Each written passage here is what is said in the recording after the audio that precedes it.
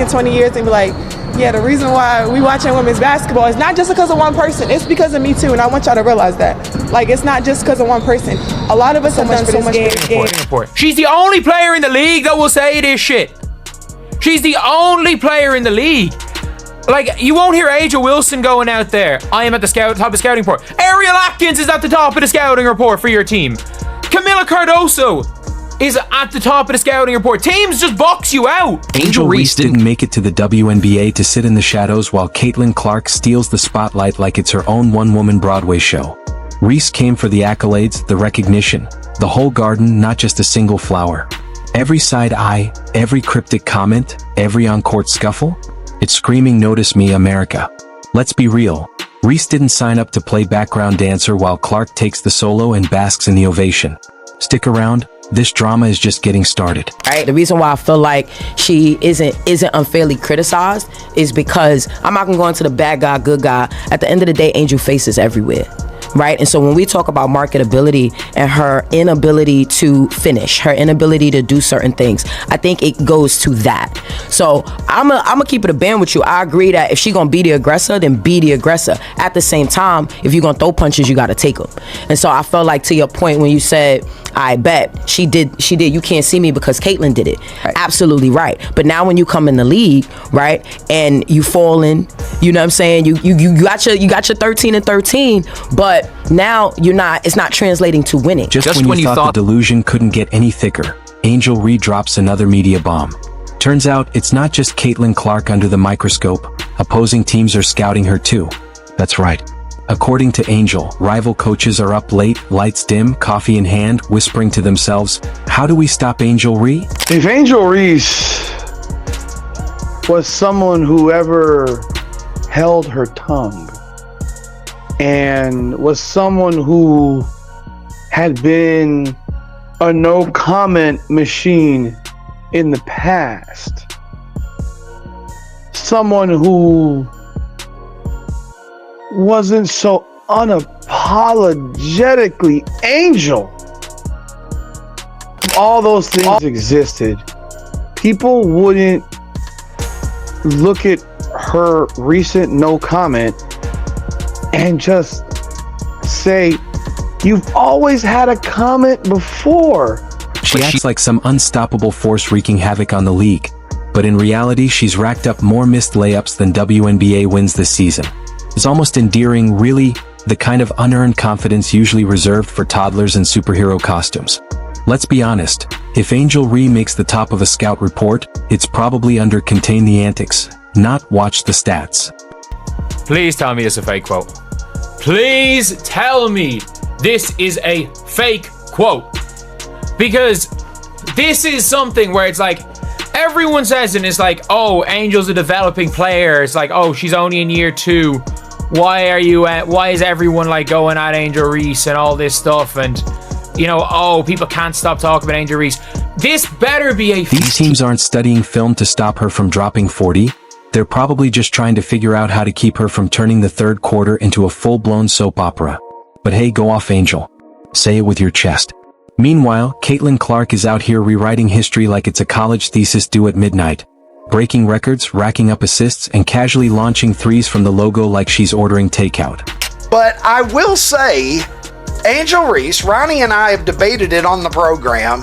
Ronnie has been pretty clear that he thinks that she sucks at basketball. I have defended her as having dimensions of her game that are high level. I got to a point here a couple of weeks ago where I was starting to wonder if she actually sucked. Meanwhile, Angel's stat line has been basically a shrug, a polite pat on the back. She said maybe one game all season that made people think, oh, that's the Reese we were promised. One standout like a single Uno card in a deck full of meh. And yet somehow she's convinced she's being triple teamed every night. Girl, please. If defenses are collapsing on you, it's probably by accident. There are guards in this league drawing more attention than Angel ever sees in post-game highlights. The funniest part?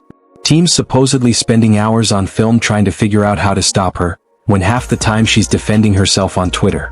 This isn't a rivalry anymore, it's a rerun. Caitlin didn't just steal the spotlight, she packed it up in her gym bag and left the arena.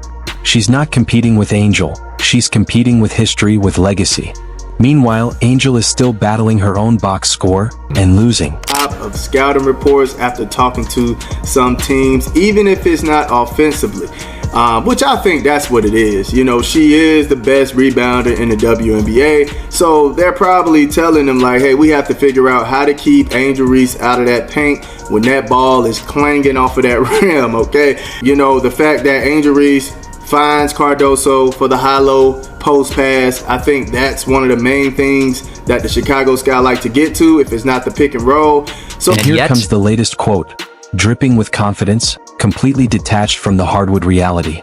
In Angel's world, being scouted means she's a problem to solve. In the real world, it means coaches are just trying to figure out if she'll foul out before halftime or start another mid-court drama episode. You've got to respect the hustle though. She's turned average performance into elite-level narrative manipulation.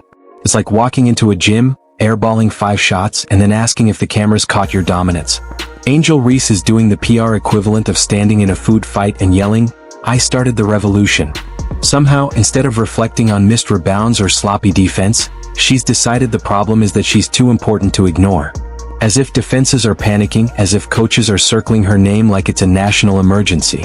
If she's being scouted, the note probably reads, "Talks big, barks loud, won't bite." Meanwhile, Caitlin Clark is the reason defensive coordinators are aging in dog years. Every game she plays is a full-on crisis summit for opposing coaches. An Angel? She's the side mission in a video game. Optional, not essential. Completely criticize Angel Reese because Tyler Marsh condones this. Tyler Marsh reinforces this. Tyler Marsh is this point forward Angel Reese. This is Tyler Marsh's deal. This is Tyler Marsh's gig. In order to get Camila Cardoso the ball, he needed to fix some things up, switch some things around. And in this most recent preseason game, a game in which Angel Reese had 3 rebounds, I'll take that every day of the week. Even funnier? This "they're watching me too" energy might have made a tiny bit of sense in college. Back in LSU days, sure, Angel had her moments, flexing, dominating the paint, racking up double-doubles like it was a TikTok trend. But now, in the pros, the scouting report has moved on. There's a new headline act, and it's not even close. Caitlin Clark is getting keyed in like she's holding the launch codes. Teams are literally drawing up entire game plans just to slow her down. Meanwhile, Rhea is playing 26 minutes, scoring 6 points, and acting like she cracked the Matrix. The only thing she's really breaking? Patience. It's like showing up to a Beyoncé concert, singing 3 notes from the back, and asking why your name isn't on the ticket stub.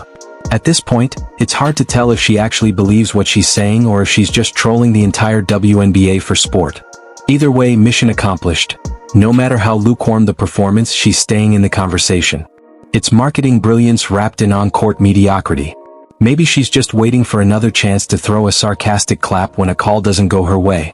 No one's staying up late agonizing over Angel's offensive bag.